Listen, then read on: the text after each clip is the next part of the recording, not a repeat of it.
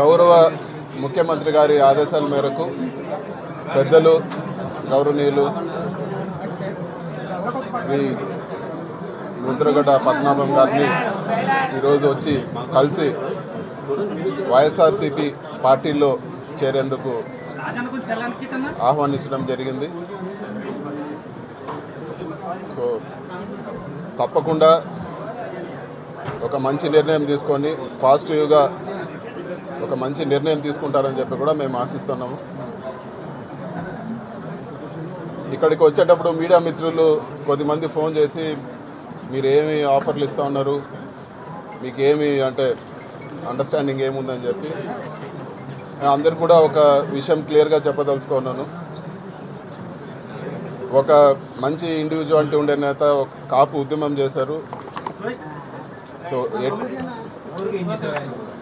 ఇటువంటి ఆఫర్లకో లేకపోతే ఇంకోటో పద్మనాభం గారు పార్టీలో చేరతారనేది తప్పు.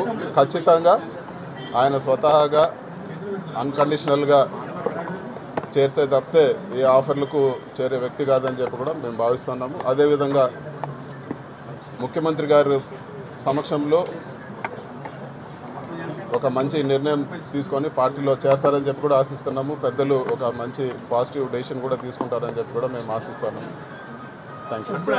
నిర్ణయం తీసుకోకుండా జాయినింగ్ ఎలా ఉంటుందండి? ఫస్ట్ సార్ నిర్ణయం తీసుకోండి, పార్టీలో చేరే నిర్ణయం తీసుకోండి, దాని తర్వాత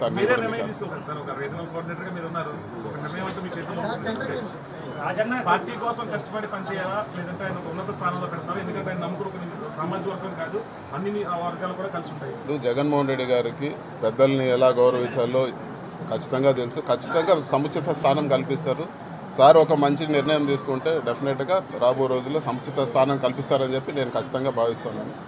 సో ఒక మంచి జరుగుతుందని చెప్పి కూడా భావిస్తున్నాను. ఇవన్నీ టూ ప్రీమేచ్యూర్, ఇంకా అనవసరమైన క్వశ్చన్.